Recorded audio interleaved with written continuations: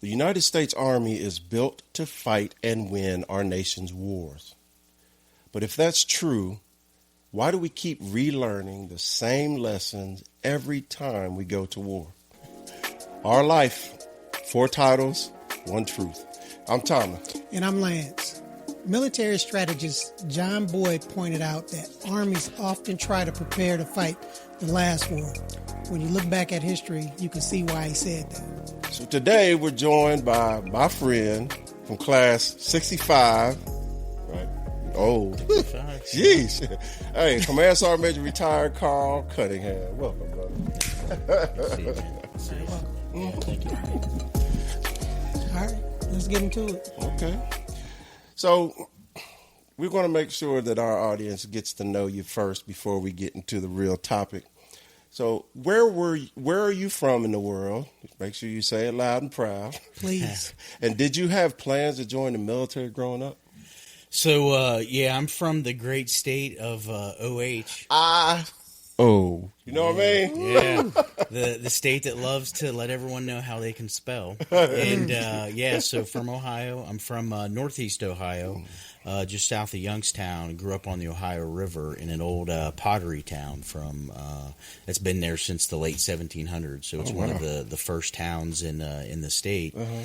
And being a pottery town, every year they have what's called a pottery festival. Yeah. And what really got me into joining the Army, because, being Northeast Ohio, you're not really exposed to the military a whole lot, so you don't really see anybody, meet a whole lot of people, and my town was filled with Vietnam veterans. So what kind of got me there was I was at this festival, and they had one of the high school soccer players at this goal, and then if you could kick past the goalie, you won like a piece of pottery. So I kicked it past the goalie, and I got to pick a piece of pottery, and I'm looking at, okay, hey, what can I get? I didn't really drink coffee at the time. I was in my teens, and I found a coffee cup, and it had this weird picture on it, and it said United States Army Airborne School, Fort Benning, Georgia. That's right. Oh, wow. And I looked at it, and I was like, oh, this looks kind of neat. And it was, Master Parachutist Wings, and it had the crest on it from the 507th. And I was like, oh, cool. So I took it home, not thinking anything. I was just like, hey, Dad, here's a new coffee mug, something like that to give my dad. And then the following weekend, a recruiter called me and said, hey, you ever thought about joining the Army? And I'm like, nope. No connection. And no connection at all. That's what it was. Yeah, no connection at all. And I still had the thought of the coffee mug in my head, and I'm like, yeah, sure, I'll come talk to you.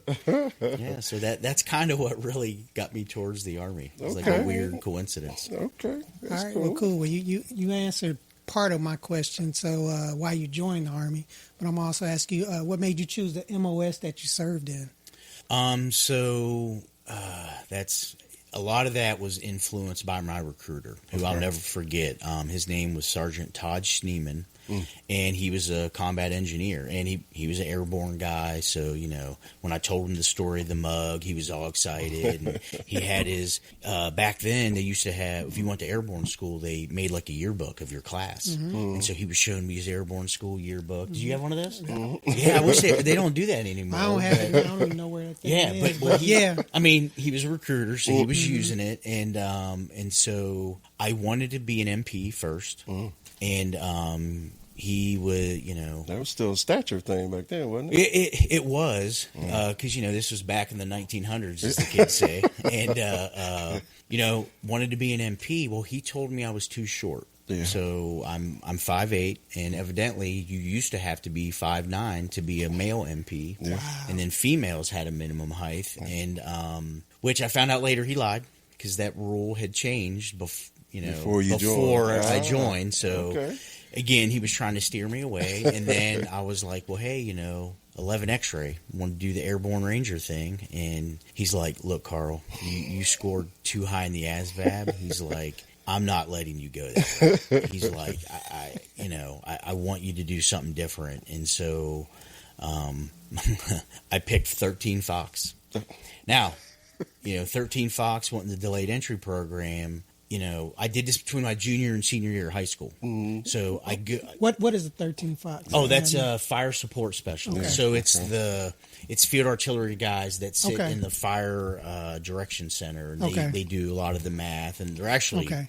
wicked smart. Make sure you hit what you're supposed to be hitting. Wicked smart Okay. MOS, and but based on my scores, that's what he was steering me towards. So I go into my senior year of high school, and one of the guys in my senior class, he had done the reserve split option, and he'd already done basic, and so he was smarter in the Army than me. Right. And so I got my first bit of Mentorship barracks lawyer kind of advice from a strong private. and so I told him, I'm like, oh man, hey, yeah, I joined the Army too. And I was all excited. And he's like, well, what'd you sign up for? And I'm like, oh, 13 Fox. And he's like, bro, you don't want to do that, man. And so again, listening to a private, I got nervous and I started fighting it. Yeah. I was like, I don't know if I want to do this. So I went back to the recruiter and talked to him about changing my MOS. And, there's a big, long story behind that we don't need to get into. But, I went back up and changed my MOS. And what I ended up signing up to be was, it was called 33 Romeo, which was an electronic warfare intercept aviation systems repair.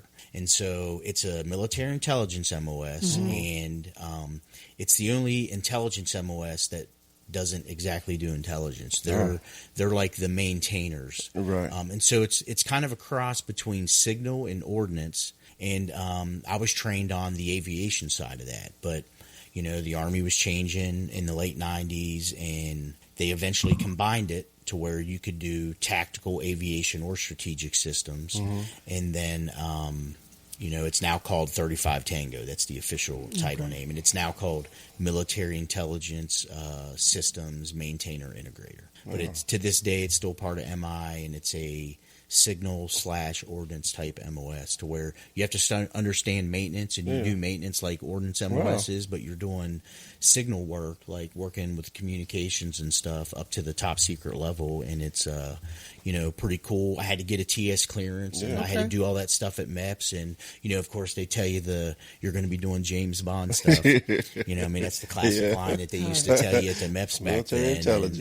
And that's what I went into. It was looking back, it was a good choice. It was a good career choice because it opens up things for you when you. Did you know what that MOS was when you chose it? No idea. You didn't get any advice for the second one? No one knew. None of the recruiters, no one at MEPS really knew. They're just like, you get a TS clearance and you're going to do James Bond stuff. I mean, that was the extent of what you learned. For 17, 18-year-olds. Yeah. That was pre-internet days. And, the internet existed, but it wasn't like it is now for these kids to be able to research and really make informed decisions before they go in the military. So, why didn't you go back to the library and then pull out a newspaper or go?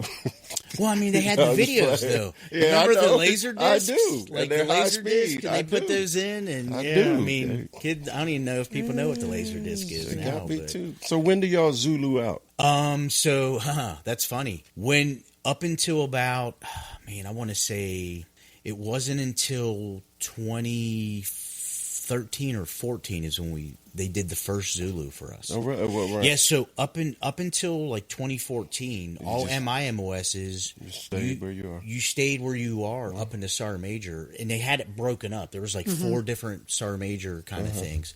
So, like Intel analysts, like that MOS proper, and then geospatial guys, they would become Zulus at Sergeant Major, and then human intelligence and counterintelligence guys would Zulu out. Would y'all but my explain MOS, what Zulu means to the I was folks gonna that? let him Well, and then mine you went straight to Sergeant Major. So my MOS was the smallest. We had like 24 Master Sergeants or E8s, right. And then we had I think the lowest it got was to like 4 Sergeant Major slots in the whole Army. And so Zuluing out though is where now every MOS has it to where when you become a Sergeant Major, any MOS in that career management field, so like MI is the 35 series. You become the whole field. Yeah.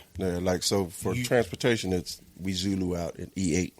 And then that means that whatever specific transportation MOS we were before, now we're supposed to be able to understand all of it and put it all together. So it's an interesting thing that we enlisted folks. Yeah, and they just pushed it down to E8s for our CMF in the last few years. So that's still new, because there's still growing pains from it.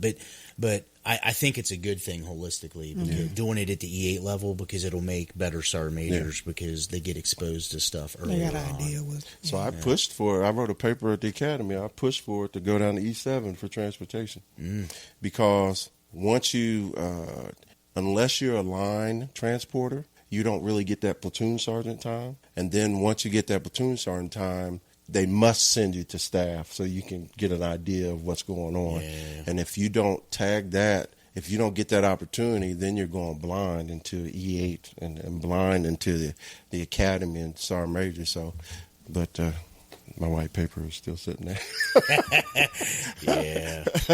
All right. So last question before we get into our topic. How did you prepare for retirement?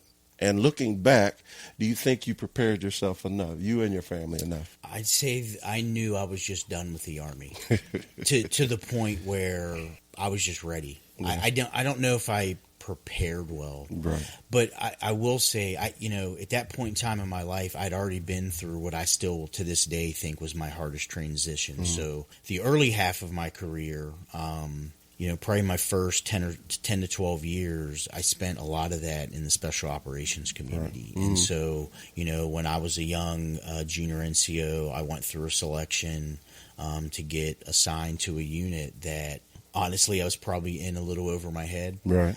With the amount of experience I had and how young I was going into that community. I learned so much from very experienced senior NCOs, and but it was a very different type of Army than what we experience in the conventional Army. Yeah. Mm-hmm. And so I learned a ton. And then when I left that world, because it was busy, right? It was still to this day the busiest I've ever been. Oh. Was being in those assignments and the op tempo we had that early in the war, and I was I had young kids. I had all my kids very young in the Army, and so I was missing a lot of their childhood. Okay. And when my son was 4. He wouldn't call me daddy. He wouldn't come sit in my lap, and he was scared of me. And that's when I kind of knew I need to leave that world. Yeah. Because it's just I knew tough. My kids didn't know who I was. I was not a good husband. My wife probably should have left me. She's still here after 28 years. I still have my starter wife, as I like to say. There you go. And but it was a very stressful time in life, and so I made the choice to leave that community.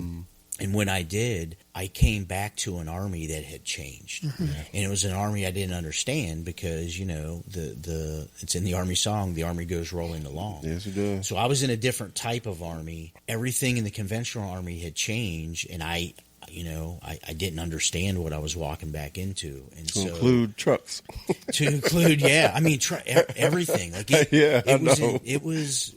I don't want to say insane, but it was just so different how junior NCOs carried themselves and like the expectations and things like that. So, but the one thing I learned working in the special operations community, and the one thing that I loved about it is NCOs in that world, you have a huge voice because the way they treat NCOs are obviously generally more experienced in that community,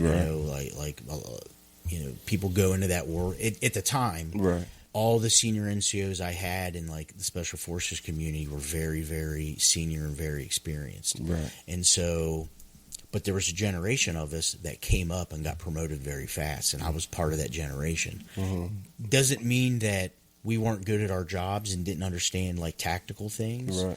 But sometimes there are people who love that I don't say love. They outrun their experience. Absolutely. They get promoted past what their experience really. Yeah, absolutely. It makes them capable of doing. Yeah.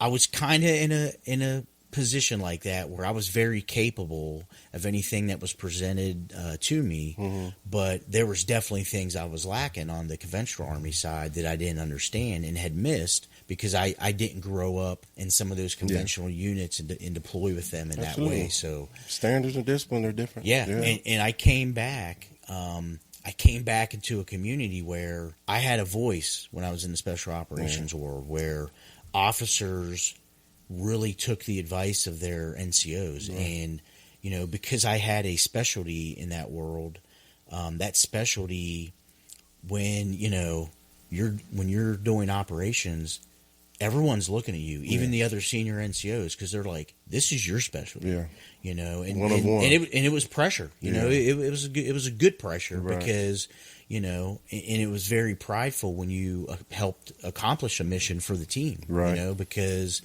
wasn't a shooter, you know, but I was helping the shooters do the thing that they did best, and you know, I was excited to be a part of that. But when I came back in the conventional Army, you know, at that time in the Army, I didn't see that NCOs had the voice. I definitely didn't have the voice that I had when I was in the special operations community, and I struggled with that. And so, to me, that was my hardest transition, was going from a place where my voice counted no matter what to a place where. And I think it was situational. The officers I had at the time and the sergeants majors I had at the time, they're just like, yeah, you're just a master sergeant. Like, we don't, you know. And that's another thing, to come into conventional as a master sergeant. Yeah. And I, like, you know, I went into that world as a staff sergeant. I come out as a master sergeant. And, you know, I had sergeant majors say a lot of things to me behind closed doors, like I didn't earn my rank and I didn't, you know, things that I can't control, obviously, you know, but it was things to kind of like, you know, as the kids say today, rage bait. And suck the energy out of you. And try to, like, you know, slow me down and kind of tear some of my motivation down. But so that transition, I kind of equate to retiring. Because, you know, as a soldier, you know, and especially like retiring as a sergeant major, it's like you have a voice. You know, you have a say in things, and then you go to become a civilian, and it's you like lose that voice again. You're losing your voice, and so I kind of equate retirement to that. So going into my retirement process, I was just like, I'm kind of done. Right. I'm like, I'm okay with not having a voice for a little bit. You know, I'm kind of like, I got you. I need to relax. My daughters were in college at the time of my retirement, and so I was like, I was excited. They're becoming adults. You know, and I wanted to really just be able to enjoy my family, you know, and my last assignment was during COVID, and COVID was really the thing that let me know that I was, be okay. I'm going to be okay. Same. I was at home all the time. I'm just like, I can be home all the time. Let's do this. Let's end the career. And, you know, then the wife, she was able to put up with me during COVID, so she'll be able to put up with me during retirement. I kind of use that as my motivation going into it. So. Yeah, the same thing happened with me. Was your family ready for your retirement? Yes. Okay. They were absolutely ready. You have 3 children. I have 3 children. Been married They're 28 all adults. years. Yep, 28 years. Yeah, beautiful wife. Yep. She's fascinating. She was a military brat. She had never lived anywhere her entire life for 3 years.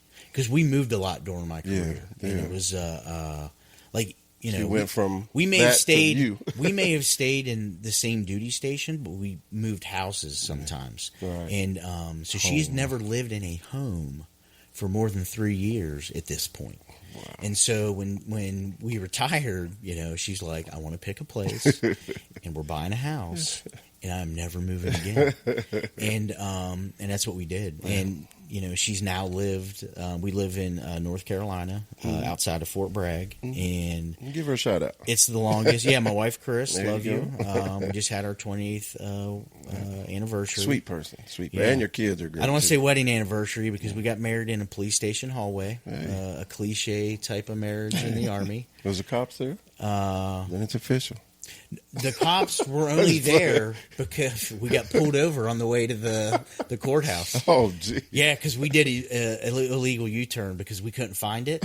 And so I was like, oh, I think it's back there. Again, this is smartphone, you know, Google Maps kind of stuff. We did a U-turn. Cop pulled us over, and he sees us like dressed up, and we're like, officer, we're sorry. We're running late for getting married. He's like, oh, we're actually waiting on you down there. Follow me. And he gave us a police escort to the police station, and we got married in the hallway there. So, that's hilarious. Awesome. Outstanding. Today, we're talking about institutional memory in the Army. Why militaries sometimes forget lessons between wars and end up relearning them later. Mm-hmm. So, Larry, let's get into the real stuff. What do you think, Lance, the Army loses the moment a senior leader retires that it may not fully realize it's losing? That experience. Yeah. That experience of the unit, how it's made up, the mission.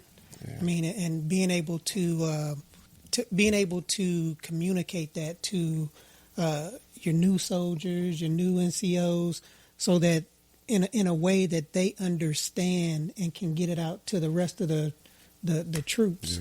Yeah. Just that piece of to me just that piece of experience, and that you lose, especially if you're one of those frontline units, or even in my situation, when you're in the medical unit and you have those you lose those senior folks that have been around, that know, that can get you out of emergency situation, because that's what it really. It's really like a lot of the emergency type situations, right. And that people can say, okay, keep that calm head, flex. Hey, this is what we can do. Even if it sounds like, how's that? Yeah. Just go ahead, keep it moving. So to me, it's a big experience that you lose whenever that senior person says, all right, I'm out, peace, and they don't get a good left seat, right seat. Yeah, I think about this a lot since I've retired, and some of the jobs I've had since I've retired have been back in the government space, to where I kind of still get to see what's going on, and I think how it gets lost is, I think the military works in cycles, and a 30-year career is just short enough to where sometimes you don't always, you can't always bring lessons or keep lessons back into the younger people. So, I do a lot of personal study into where I think things that are happening right now post GWAT, which I say post GWAT because we pulled out of Afghanistan in 21, which is Global War on Terrorism. Mm-hmm. Yeah, they're very similar to the post Vietnam Army and what we went through as far as our transition there. So, in the early 80s, we had a recruiting crisis. We just seemed to have a recruiting crisis recently that was pretty publicized, if you paid attention to the different services. And then, we had different skirmishes in South America in the 80s with Grenada and Panama and things like that. You had the Civil War in El Salvador back in the 80s that we actually were involved in to a small extent. And so all these, I think they called them armed forces expeditions. It seems like we're having those same things that we're involved in right now. Yeah. And so how the Army transitioned then to I don't want to say become a professionalized Army, but some of the things they saw post-Vietnam on how, and more, I'd say more, I look at it from the NCO perspective, lack of standards and discipline. Good order and discipline. Good order and discipline. Yep. They started urinalysis in the early 80s, like 81, 82 is when they started implementing that stuff because of things that happened post-Vietnam.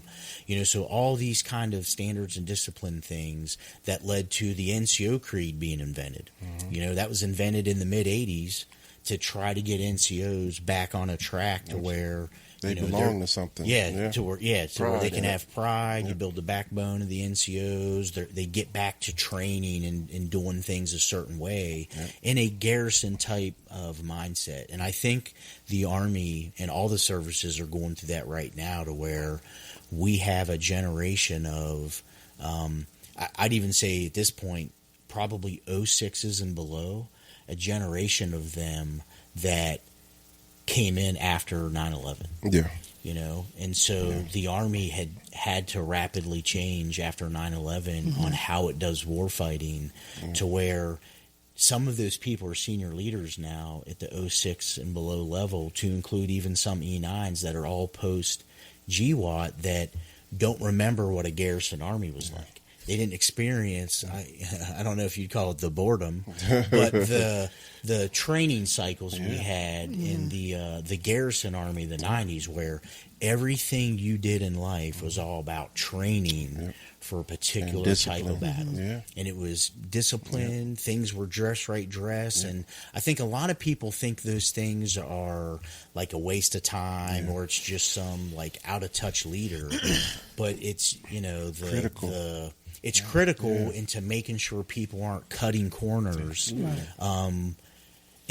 Making sure inexperienced combat people aren't cutting corners when you get in a combat. See, and that's what's different in the medical. On the medical side is that what we do in war is what we do every day in the hospital. Yeah. So, but the problem comes where it's getting those guys in the field units, getting those medics and techs and all of those folks, getting them back into the and that was a problem. For us is like, because we would deploy and like everybody that was, if you remember Profis, everybody that was Profis came in and that's what they've been doing for 365, every day.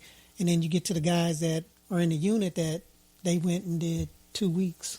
And it's a difference. So it's just getting them up to speed because they know their jobs, but they're not as quick, as efficient as knowing what the latest techniques and things are that we're practicing in the hospital. So that's the one thing that I was happy about, which made our job a little easier. Is just that we knew that what I'm doing now is what I'll be doing whenever I deploy. It's not going to change. I don't change the standards or any of that stuff. We keep the same in the operating room. We keep the same standards that we did. Stateside is when we deploy.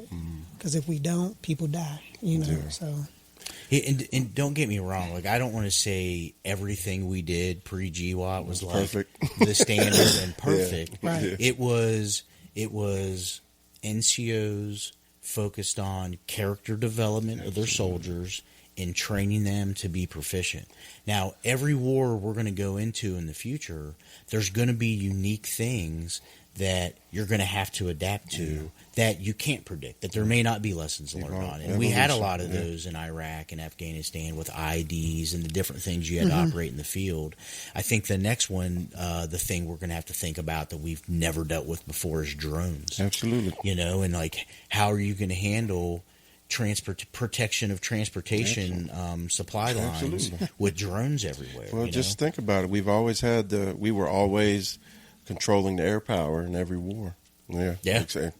But we trained because Russia at the time was an equivalent, and we always thought about the airspace, but every war we've been in, we've controlled it. So once our enemies get in the air, it changes everything. So I'm just going to say that every time a new command comes in, they bring the energy and the changes that they think they need. If you take away the civilians that are part of the force and are in some of these situations and areas that can maintain that consistency, if you take that away, then you have a new command team coming in and trying new things to them that if they looked at the history or if there was some type of connectivity or some type of reference that was visible, right, instead of just the assumption of the command, because you're too motivated, too energetic to get this on your resume and excel at it.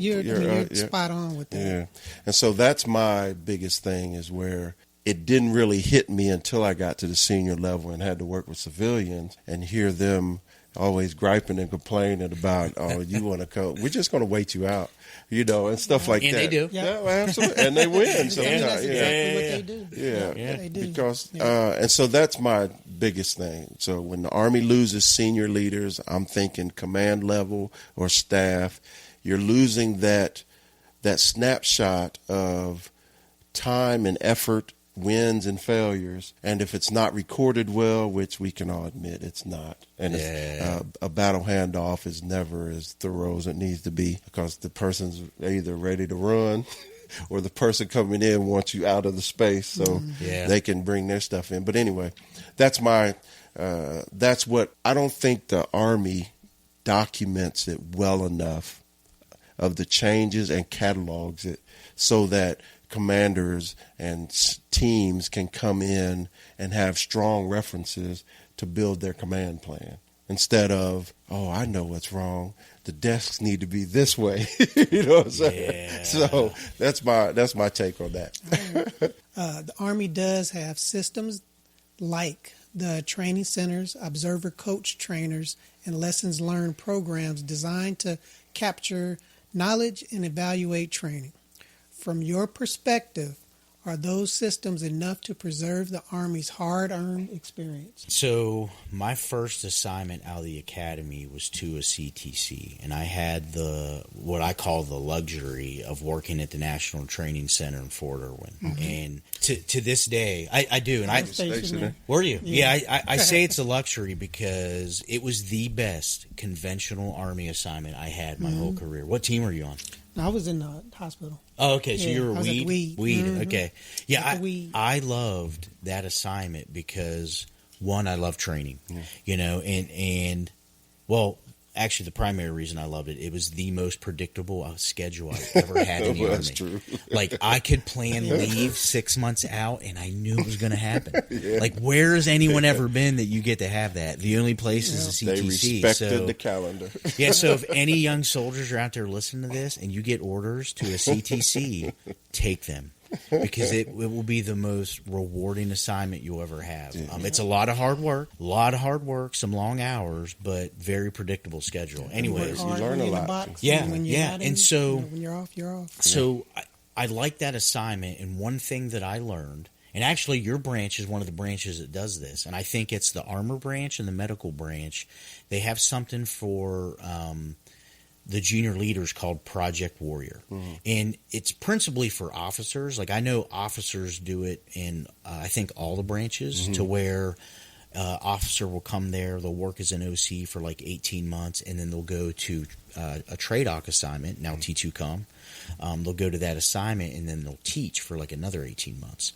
Well, I think Armor and Medical Branch for NCOs actually does the same thing, to where they'll bring them there as a observer coach trainer, to where you're watching rotation after rotation, and you're helping coach units along, and you're coaching people in your MOS. Right. And then you go off to a TRADOC assignment to then teach at a schoolhouse with those lessons learned you learned in that assignment, because you're watching people make mistakes every month, and it was a very rewarding job, because anyone that's only ever been in rotations, they get scared of the place, or they hate it because they think their OCT is being judgmental of them. Well, and you get your butt whooped. Yeah, and you're and it's kind of easy being the OC, honestly, because guess what? You're just watching it happen, and you have a beautiful checklist. Yeah, and you can sleep in a Humvee, and things are nice for you, but you're watching people go through hard things, and we really do want people to succeed. Like every rotation and unit I had go through there, I really wanted everybody to do well, especially my warfighting function. So I focused on intel, and I would help units like up to 4 rotations ahead of time. I started contacting them, really? and I kind of built a routine to where I'm helping them with lessons learned and things they need to know before they come to the rotation, and then you're helping them through the rotation. So it's constant communication, and you're meeting a ton of people. Like you grow your network there. So to the point of the question, here's the downside of it in a way, and you may or may not agree with this. I could go look at call books, Center of Army Lessons Learned from the late 90s, and look at the lessons learned in there, and it's going to be applicable to today. Relevant, absolutely. It's absolutely. After working at a CTC for a couple years, I felt like we were writing the same things over and over.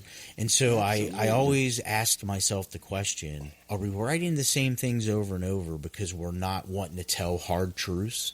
Because I will say there is a bit of protection, and people may or may not believe this, when units come through, we allow leaders to make mistakes, but we don't always advertise the full mistakes. Yeah, absolutely. Because you got to give those leaders a chance to grow. And if you're too specific, though, if you're too specific about what happened in a rotation, everybody's paying attention to who's going through when, and they may know who it is.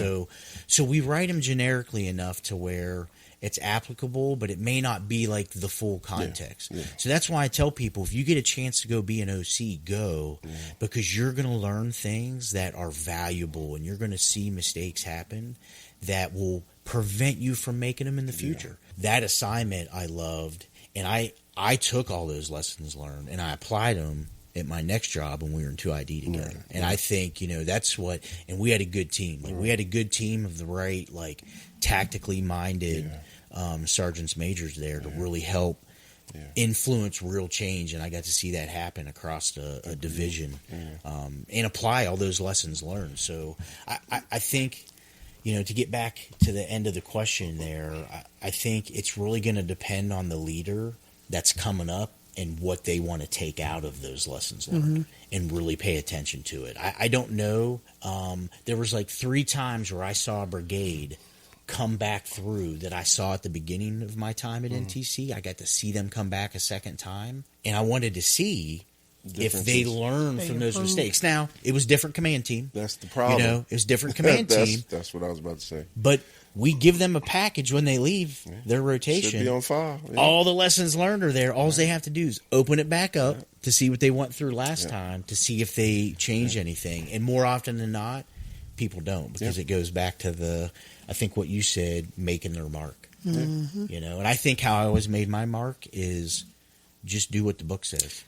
Do the basics. Don't try to do anything cool and neat. It's just the basics. That's what people try to get away from, the basics. And So the only pushback I have, I agree with you 100%. Not pushback, but I want to identify a challenge with that is because you still have drill sergeant school. You got to send people. You still got to recruit. So there's so many other schools, master fitness, master driver. You got so many other schools that you have to find those people, and it can be done because not everybody's meant for every school. And you can also make sure, and this is what I tried to do as a senior leader, is when you send somebody to those schools, you give them a moment and area where they can teach.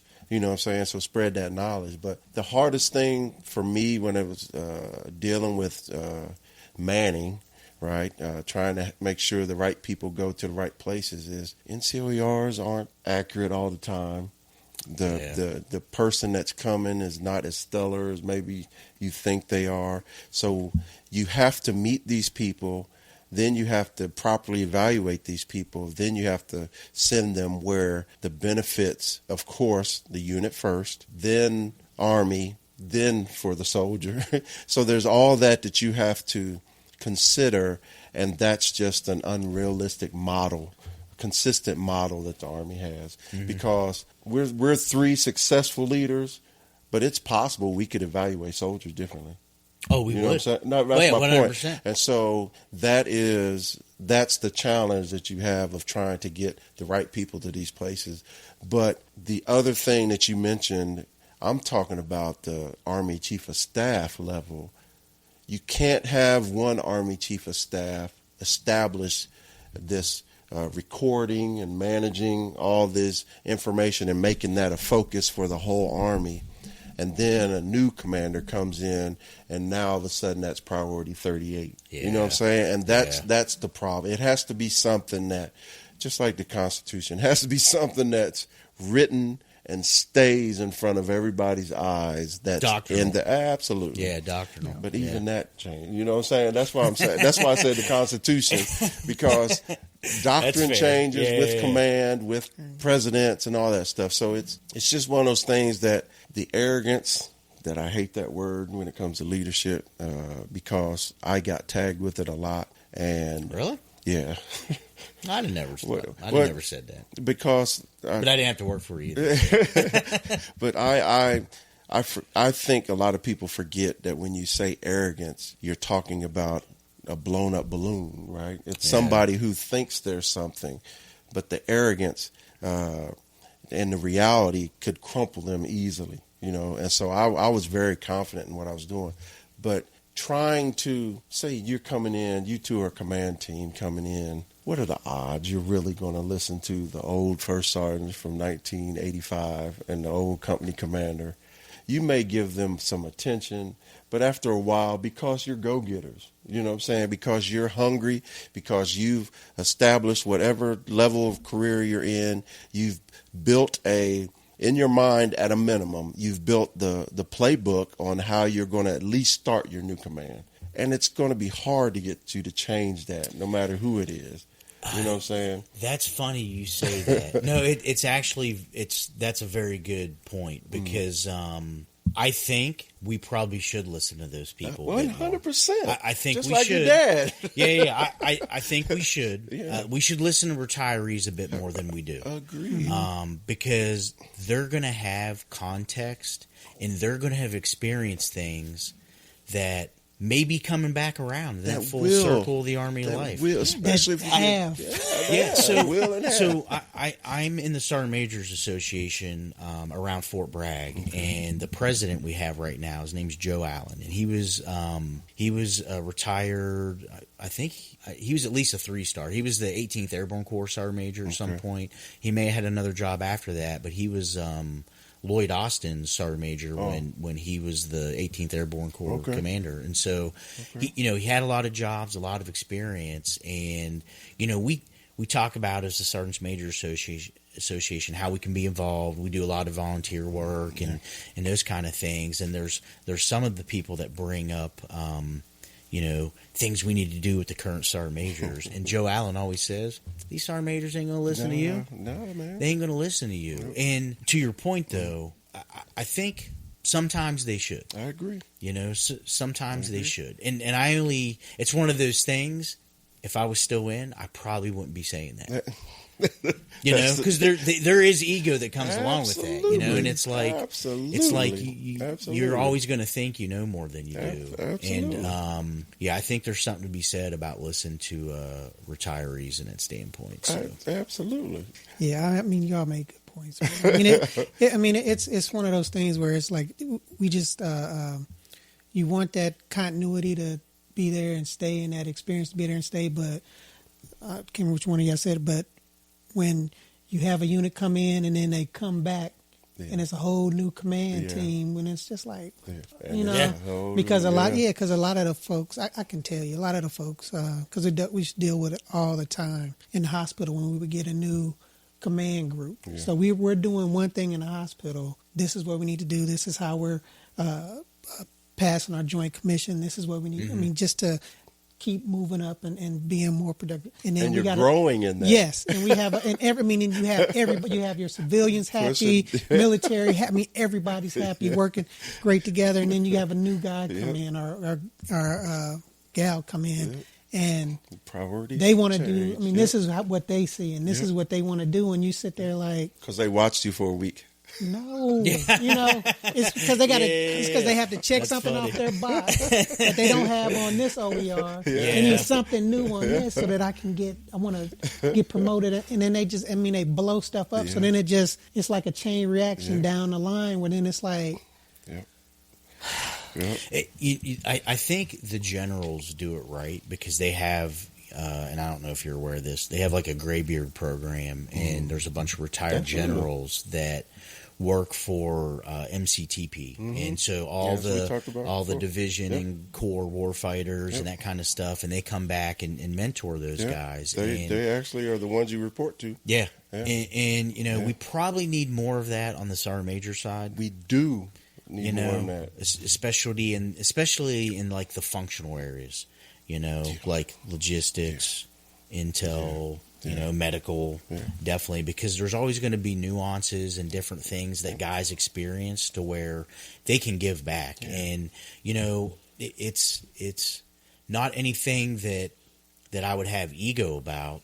I just want to help them. Mm-hmm. I want to help them have a better time and make them be more successful with their soldiers based off the things that I had to learn the hard way. Well, I can tell you as an 06 and going up and talking to the command sergeant major about something that they're pulling that because the NCOs, my master sergeant, they're coming to me saying, well, sergeant major said we have to. I was like, I'm going to talk to the sergeant major. Yeah. And just so that I can get it out to help him understand why we're doing a certain thing or why it is extremely hard for my soldiers to do this new thing. This thing Yeah. that you are having Yeah. these other soldiers do is because my soldiers start working at 5 o'clock, 5:30. They can't do PT. They're not going to be doing PT at 4 o'clock in the morning. NCO run.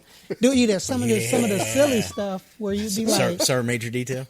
yeah. I mean, so it was. I mean, I would always make it a point to get to know our sergeant majors. I mean, talk to them so that I could go talk to them. They could come talk to me, and we like, okay. I mean, because if it was something that they absolutely were, we got to get, and it's like, okay, let's figure out how we can do this, because I can't have everybody, because if you want me to have everybody, then you need to go talk to your boss, because now I got to shut down because I can't do my job. So I mean, it's and that's another thing in the Army. Everything's a priority anyway. Yep. So all right, so we all came up in the Cold War era at the end, where the focus was preparing to fight a large conventional war, a structured battlefield with defined front lines.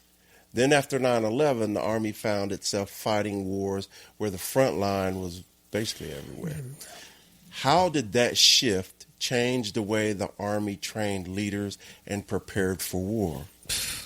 Well, again, I can't speak on your perspective? But on my perspective, I mean, from the medical piece, it was just we started having smaller teams so we could get folks out there sooner. Then we were always changing depending on where the fight was, where the battle was, what the capabilities were that the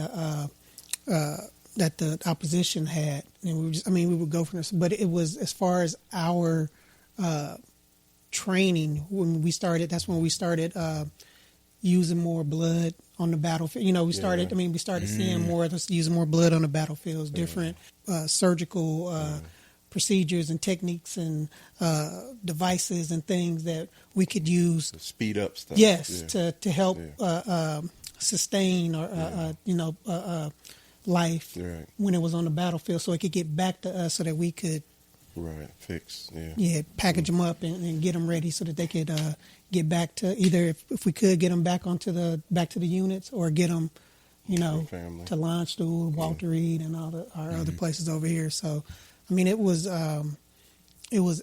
actually, I mean, war is never and the fighting is never a good thing, but it was actually it was a good thing for our community, for the evolution, as far as that, just that growth, and it didn't just benefit the military, the things that we learned and lessons we learned, and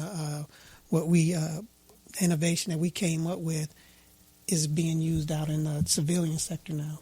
So, like the combat application tournament. Yep. Like that was probably one of the biggest things that came out of this war. So it helps everybody, law enforcement, fire, EMS, like all that stuff. So the Army allowing us to experiment and take chances and things like that, I mean, that was awesome. So that flexibility was paramount. Yeah, I think this kind of goes back to the history thing we had earlier. So, the global war on terrorism was a very different fight than the Russians. Absolutely. And so we kind of had to look back, which I don't know if we did, but if you look back at how we had to fight in Vietnam, guerrilla warfare, very like unconventional type things, we had to go back to that route. In the global war on terrorism, and it changed intelligence, because with the Russians, we're counting, we have something called order of battle, where you're looking at, you got a Russian brigade, armor brigade, and it has so many vehicles, and you're like counting vehicles to try to identify what's a platoon or whatever, and then you go global war on terrorism, right? And then now you're looking at targeting people. You're targeting terrorists and the whole counter-terrorist doctrine that came up through that conflict. And then now we're going back to, hey, we have an enemy in the Pacific that we may have to fight. we may have maritime invasions we're going to be doing. Yep. What's China going to do? So now we're back to looking at China's order of battle and having to go back to these things. That's why it's important to go back and look at, how we did that transition post Vietnam to the Cold War, because now you're looking at doing it again. Fighting an enemy that was kind of like reverse. how we were looking at Russia before. Yeah. Yeah. And then I've been reading a lot of World War II history and how we did, because the Army did a lot of maritime invasions in World War II. Yeah. How did we manage logistics for that? Yeah. What are medics going to do when they're on an island and they run out of supplies? So what actions are they going to take to try to keep people alive as fighting goes on? Because you don't know when people are coming. Right. How's communications going to work? We had to figure out communications, with radios across the islands in the Pacific. Communications, supply chain, all of that. So, all that stuff is, nothing like the global war on terrorism. Right. And so, it's history is such a big part of it. And then seeing if we can glean anything, any techniques or little things out of that at the NCO level. Yeah. Because there's stuff out there that NCOs wrote across those different, those conflicts that, NCOs can pull out and then use as they think through. In the middle of it, so what they can think through in the future conflicts. Yeah. The Army is doing stuff. The military is doing stuff because they have future planners. Just for the audience, just to let everybody know, we're aware of that.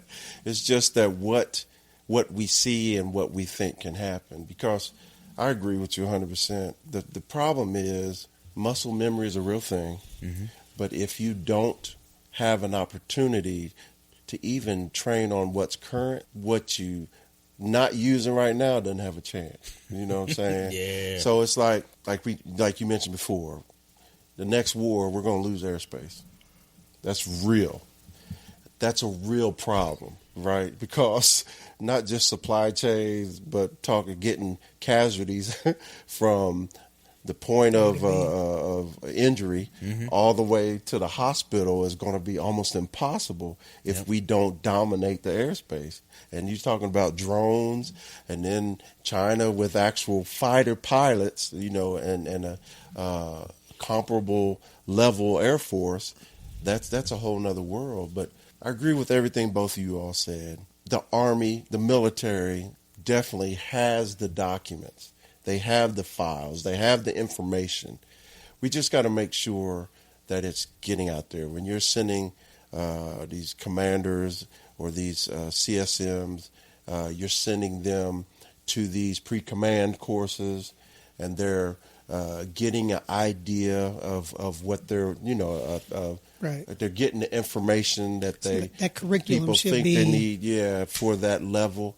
There should be, we need to make sure that it's tailored, because you can't take time because of manning again. You can't take the time that you need to truly prepare any level of a command team. You can't, because it's moving so quickly, and it's not always, okay, Captain, you are going to have a command in 3 months at this unit, go. And then the last minute it could be, well, we're just going to move you to the next unit, right down from me, And the first sergeant thing is ridiculous. And it's because one problem that I've seen my whole career, especially on the enlisted side, is the NCOs, your path to senior leadership, it doesn't always include learning what you need to learn so that you can be successful at that next. We're so good at adapting and overcoming that preparation is not as key as it should be. My biggest problem with the shift from Cold War to GWOT is the fact that I was a little bit of an old head. When it came to service in the Army, I came in 91.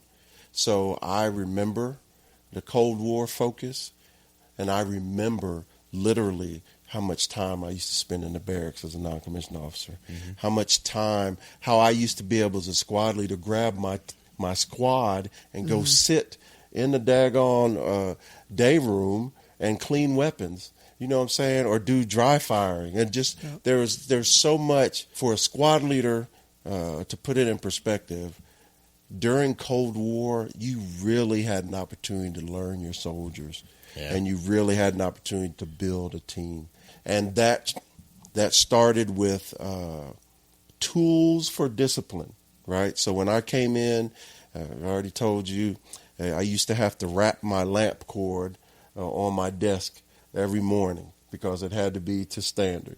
I had to stagger my desk drawers because it had to be the standard, and what was in those drawers had to be the standard. I remember my 3-drawer chest inside of my wall locker. I remember I couldn't put all of my civilian clothes in my wall locker because I had to have space for the 2 fingers in between the hangers and all that stuff. Was this training or permanent No, party? this was my first duty station. Yeah. So when I was at Fort Riley, I stayed with 3 people in a room that had a bathroom. So I was fortunate there. But every morning we had to buff the room. It got to the point to where we would buff it at night. Yeah. We'd buff it at night, and then we'd if you walked around barefoot, we was gonna fight you. So we try to prep, in the morning. But every morning we had the dust cover, 2 green blankets with the dust cover and the regular blanket with hospital corners, all that stuff. We had to have our shoes staged underneath our bed. We couldn't have civilian comforters and all that stuff. So when that was taken away, I understand why it was taken away, but those are tools for discipline. Yes. And when you lose those tools, it's hard to be creative to replace that.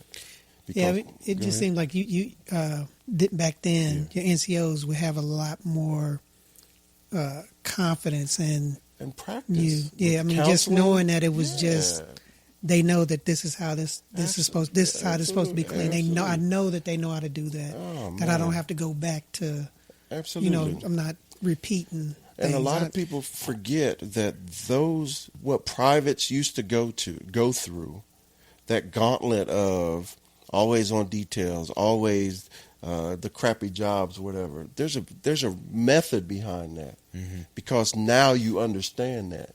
Now that humility is there in you, so that when you make those senior ranks, you're not supposed to be a jerk about it. You're supposed to understand, and you're supposed to convey that where nobody was talking to you. That's the perfect world, the why that we talked about the other day. I know, but that's the whole thing of what we're talking about.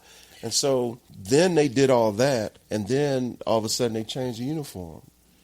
Another opportunities for discipline, from shining the boots to caring for your battle dress uniform, to the way you presented yourself, all that stuff. We lost all of that. Now, what is filling that space?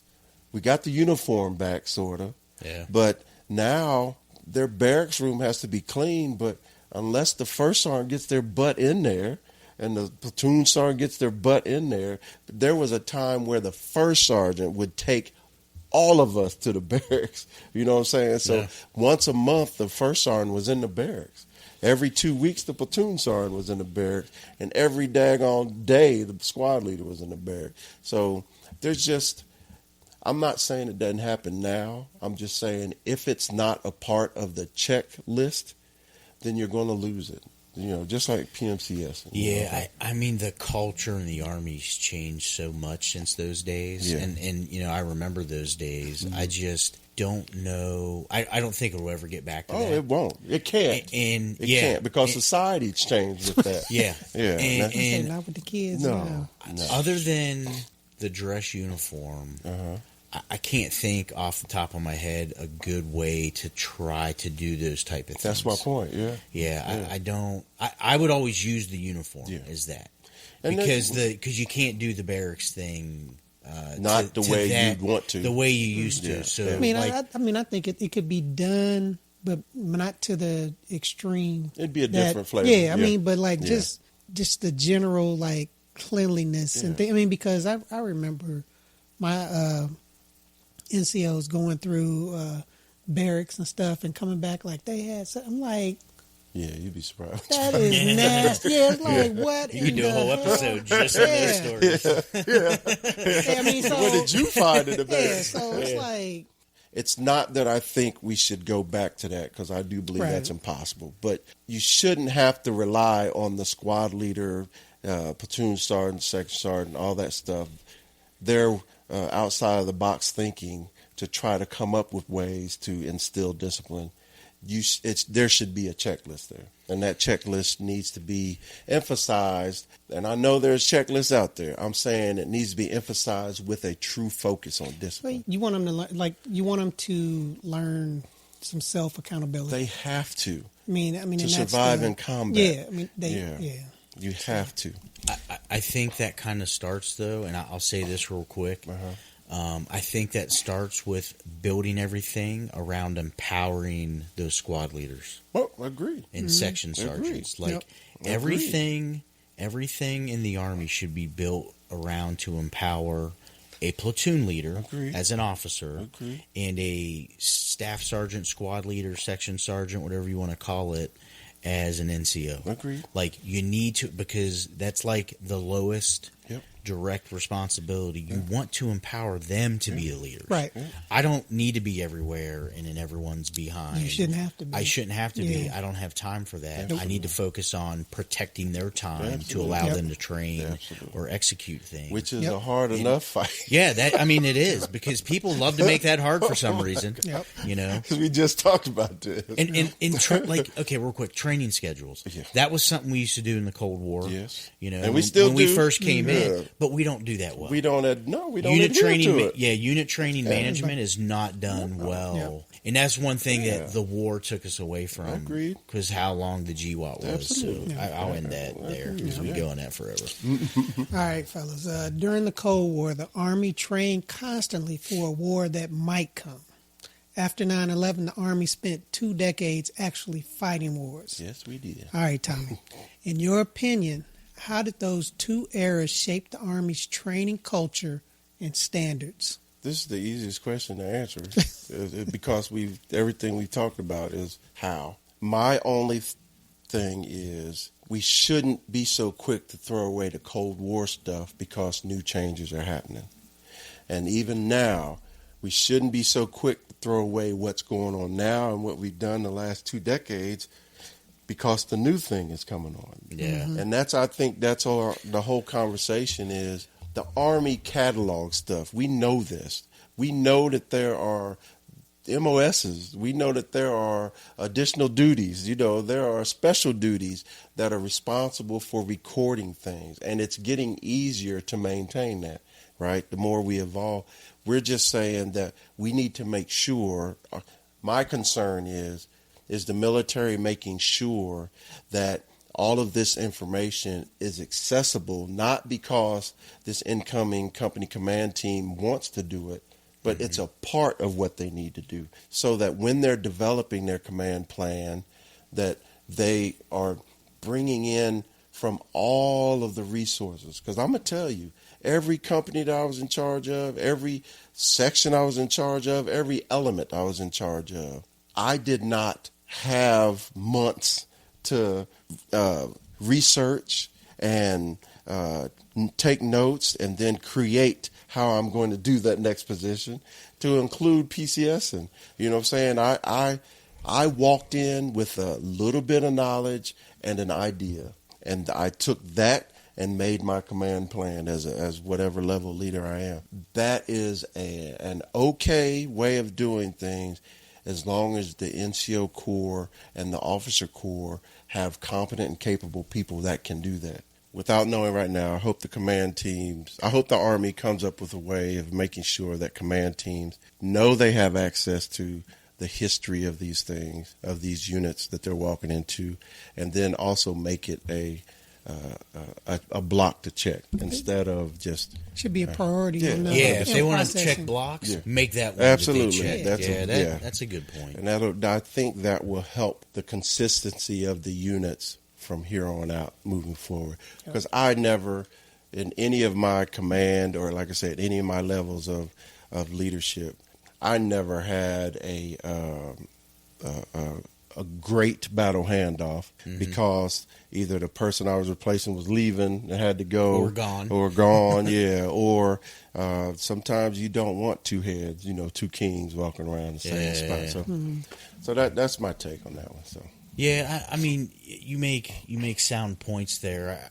I think a training example I can give is when I was a first sergeant in Korea, and in Korea you only have so long with your people because they say a year, but it's really 10 months, right? Because it takes them a month to kind of get in process, spun up, and then their last month they're already checked out. They're trying to high five the next person, and I hated when we overcomplicated things in the Army, and I tried to make things as simple as possible for my soldiers, not because I was like a coddler or I was trying to make their life easier, but I was trying to make it take some of the excess off of the NCO so they could focus on the training of soldiers. And so it down, I remember back then we had something called the Army Training Network. Yeah, ATN. And so, I mean, that was something I thought was a good resource that was never used.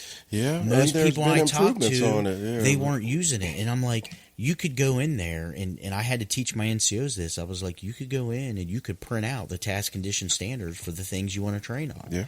And I made them do their sergeant's time training plan using those documents that are on there. Yeah. And I basically taught them how to use the website because I'm like, the Army already has people that built this stuff for you. Like, that's a resource for you. Right. Don't overcomplicate your life, and then just use what's already there to help you, plan your training, and then it's up to you to execute it. What you just said is exactly the fix.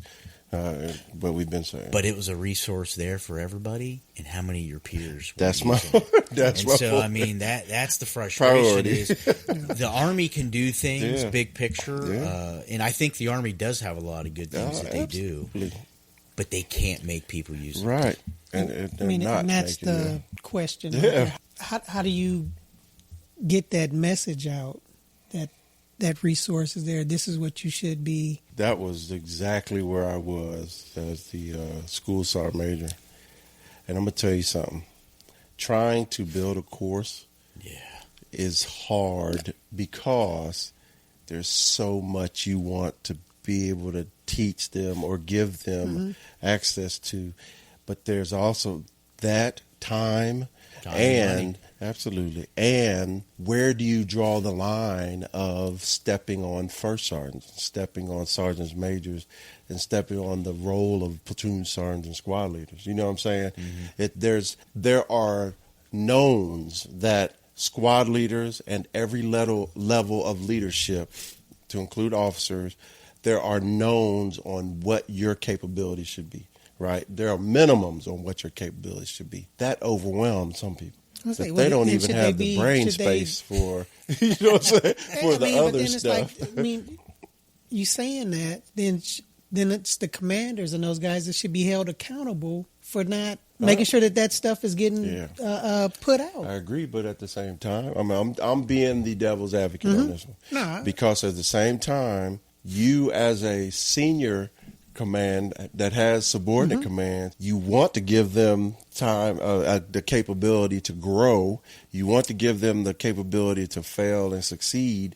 And so plus you have your own area of responsibilities that you need to do. So it's one of those things that we can admit here on this couch that the Army has so many resources, has so much catalog of everything that you would want to know about the military. It's out there somewhere, and it's easily accessible now, more accessible now than at any point in the history of the military. But you have to make sure that there's a first sergeant that knows about that, or make sure that there's a platoon sergeant that knows about that, and then you got to make sure that the NCOPDs, professional development that's going on, or the OPDs that's going on, that you're being strategic about that. So that's at the unit level. You're talking about a lot of stuff that's at the unit level. That's my point. That needs to be put out at the unit level. And you can't make them all care the same way. Exactly, and that's the final thing I was going to say.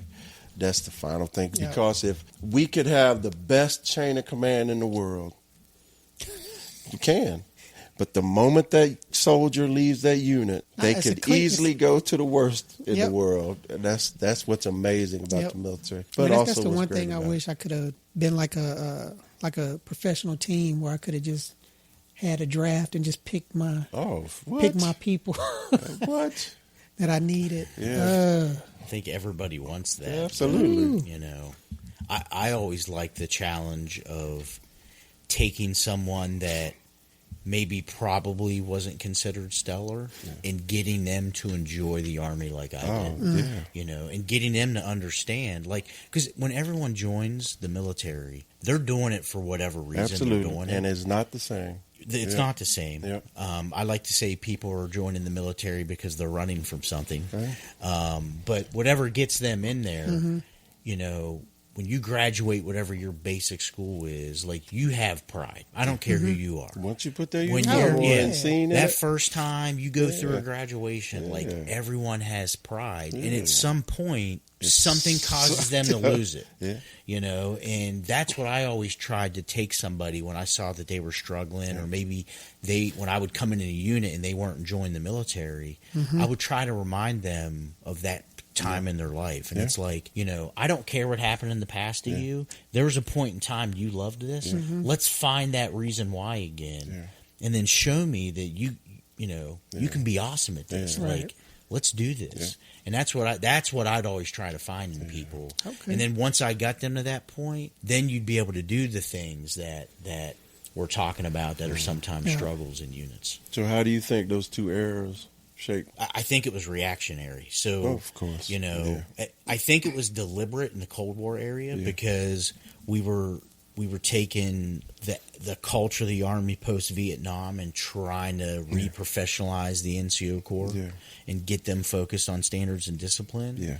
But because of how America was attacked and how we entered the GWAT, I think that became very reactionary. Absolutely. And we had to grow and operate so fast in multiple theaters that it caused us to, I think, lose some of our unit training management. Give and take, You know, and I think it's going to take a lot to get that back because, like I said before, we have a lot of 06s and below that are post-GWAT era that have no idea. Soldiers that never experienced that, you know. And don't see the value, can't see the value in it. The cycles of training. I mean, they had cycles of training, but it was very different. Things were forced, and it was different to where a company commander had power back then to where they planned training, they executed training instead of things kind of being forced on them to the GWAT area. So, and the Army tried to go back to that while I was served. Matter of fact, while I was a first sergeant, when the official rotation stopped going over for GWAT installations, I was at Campbell. They tried to bring back some of that Cold War stuff. The barracks presence was the biggest change immediately. NCOs get in the barracks, you know, and then they tried to recycle the DFAC, where DFAC used to be the heart of the installation. Tried to do that. They tried to have command and staff meetings and company training meetings to where training was being planned and being put on the calendar, but they forgot to take away the detail craziness. Yeah. You know what I'm saying? Because you can't ever have a full company. Yep. And it's just freaking ridiculous, or battalion or whatever. Because when you're slated to take over the details for the installation, you're like, yeah, I can do that. But they also have you take over the installation details, but they also throw down those brigade details that they're responsible for. And then you got units that would deploy and mess up the whole numbers. So you're sitting there in formation with 9 soldiers and you got 170. You know what I'm saying? Because half of them left at 5 in the morning to go freaking support a range or something. Then the other half are now tasked out because you talked about before about how you train as you fight. We tried to do that on the enlisted side. We tried to put people back in to the warehouses for supply people. We tried to put the soldiers back in the installation transportation office to assist with the heavy equipment that could be there to upload. We tried to do all that stuff, but the op tempo. Everybody forgot to turn the heat down on the op Slow it tempo down, so that yeah. you could do stuff like that. So, what about you? I mean, y'all Yes, said sir. it. Yeah, I mean, y'all said it all. I mean, it's like that Cold War piece that we all got to. I feel is invaluable. So, But also the transformation. If you're stepping back and you're looking over it, it is valuable, right? Because especially what you were saying about the medical improvements, you know, your ability to grab intel, you know, and us as transporters, our ability to really get stick time, you know, because driving in garrison is not like driving in combat, you know what I'm saying? So that there's value to it. I want to be the first to say that I'm not critiquing the Army, the current Army, or thinking that my Army was better, because you're more stealthy and more capable than I was. History shows that militaries often forget lessons between wars and end up relearning them under pressure. Carl, I know you really into history. What would be your reasoning why that happened? I think it kind of stems from what I said before, to where the cycle of, you know, between our wars and you know, the length of time between generations of soldiers, you know, it's just long enough to where by the time we get back into like another big war where those lessons could be beneficial, those senior leaders are gone, or they're so in such high positions. You know, it gets to a point where you don't have time when you're running the Army or when you're in a senior position where you can explain those little nuances to someone at like the platoon and below level. Right. And I think sometimes that may be where some young soldiers get an impression that senior leaders are trying to be squad leaders. Yeah. You know, that old joke. Yeah. Trying to micromanage. Yeah. It seems like micromanagement, but sometimes those senior leaders are really trying to impress upon things that they knew, you know, when those like people were young. I was there. And that's the hard part in this generation, because this generation, you know, they are wicked smart compared to how we were when we came in, 100%. because their access to information is so much better than we had. You know, like the way I joined the Army, I joined off of a coffee mug. Yeah. You know, so I was kind of like blind going into it, but I joined for the adventure. You know, to where kids now are sitting down and they're, you know, you got the Go Army website and they're like studying which job is going to help me do. I used to play. I used to dig up worms. It's we're different people. Yeah, they've had the information from the moment they were able to think and remember. And Taylor didn't eat worms. They're methodical about. I didn't eat worms. I said dirt. I mean, or dirt. Their understanding of benefits coming in. Oh. You know, I didn't care about benefits because I was going to get fed 3 times a day. I knew that, and I had a place to live. It was the 2 things that I was excited that I didn't have to worry about at that age. And these kids are much smarter. Treating it as a business decision. And they get, and I think sometimes they get a bad rap. Sometimes they get a bad rap is their use of social media.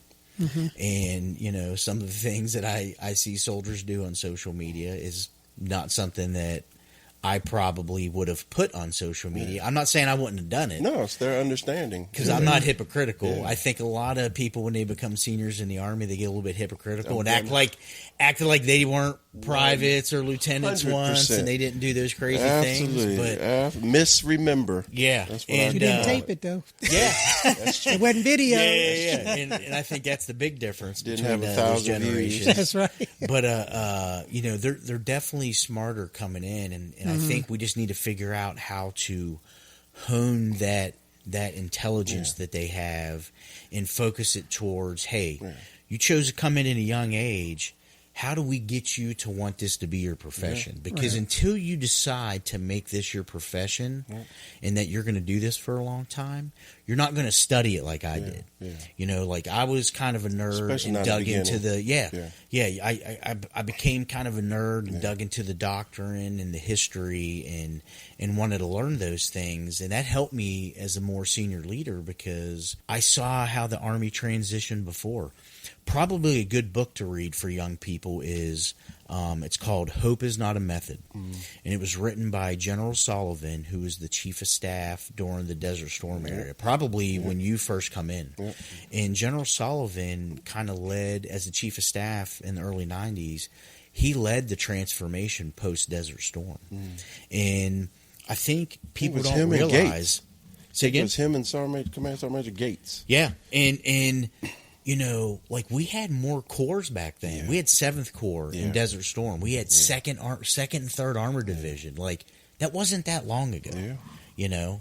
I mean, we're getting older, but we ain't that old. No. And you know, all that stuff went away. All that history was lost. All those units were lost in history to where, you know, current senior soldiers, I don't know if they even know those units existed.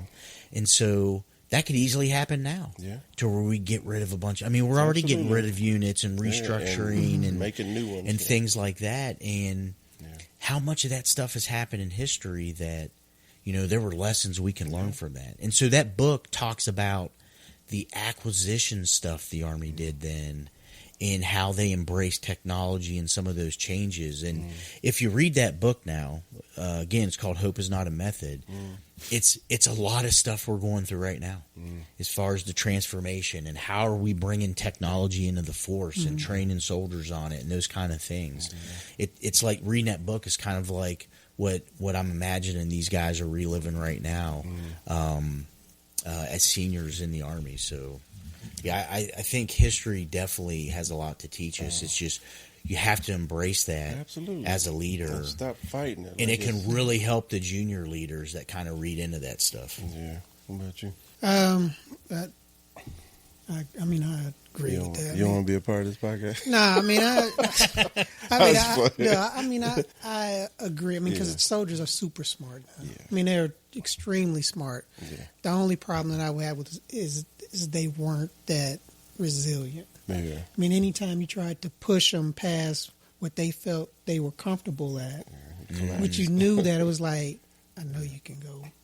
And then, like, with all of the technology and changes and stuff, it's always stuff to counter that. So then when you counter that stuff, then you're back to the conventional Cold War type of tactics and things that you need to be aware of and know that, okay, this is what we also need. If this goes out, this is what we have to use now. I mean, because we would do some of that training. Electricity in combat. I mean, that's the type of stuff where it's like just trying to get the soldiers now that have grown up with all of the little hand computers and I mean, you know, all of the stuff that's just, I mean, it's awesome because it makes them a lot smarter. I'd say I'm probably guilty of that. Probably the biggest thing that I'd say has become a weakness for me is my ability to navigate. Oh, what? Yeah, because of this thing right here and like Google Maps, it's I can see that challenge.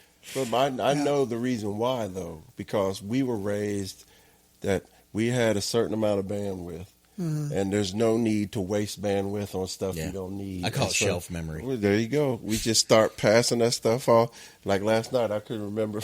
Couldn't remember embassy. And I'm sitting there like, I know it's a word. He's like, you know that the place where they go. You're in another country. I had to say with an ambassador. Everybody. He's like the place of the ambassador. And we're like the embassy, and he's like, and I'm like, how many drinks have you had? Come on. Yeah. But for me, it's real easy. It's the fact that change is going to happen. The world's going to evolve, and we have to evolve with it. So we have to adjust. It's just we have to. What I'm sure is being done is we have to redefine what core values are, what core requirements and necessities are, so that we don't lose valuable techniques or the ability to succeed when things aren't as beautiful and wonderful as they are. So it's going to happen because in my 30 years, I saw the Army change. We had 3 PT uniforms. We went from the classic woodland BDUs to the city BDUs to now we're back more towards the classic BDUs, you know, and the presenting yourself has gotten back to it. So there are discipline things coming back. So it's evolving. My biggest concern is the fact that these the great ideas fairies sometimes, they are the ones that completely overlook where we were. Like somebody sitting in the office say, ooh, what if we change the uniform to this? But you mean tell me there's nobody that sat back and said, well, let's look at it first. It was something that somebody in their heart felt we needed and determined to make a change. Why? For a legacy mark. But one of the things this conversation reminds me of is that every generation of soldiers inherits an army shaped by the people who served before them. The challenge isn't trying to go backwards or relive the past, because we don't want y'all to do that. It's making sure the lessons learned along the way don't disappear when the people who live them hang up the uniform. Because at the end of the day, those lessons were often learned the hard way. Yeah. So, Carl, we really appreciate you being here with us today and taking the time to sit down with us and share your perspective and experiences, I should say. Thanks for being part of the conversation today. Y'all, I survived another episode with a whole lot of Sergeant Major energy going on over here. Hey, at least we ain't put you in the middle. No. But thanks for being here. Yeah, I appreciate you having me. It's good seeing you. Glad I can come in and visit and get around and experience your beautiful city here. Yeah. Awesome. All right, y'all. Until next time, let's keep the conversation going.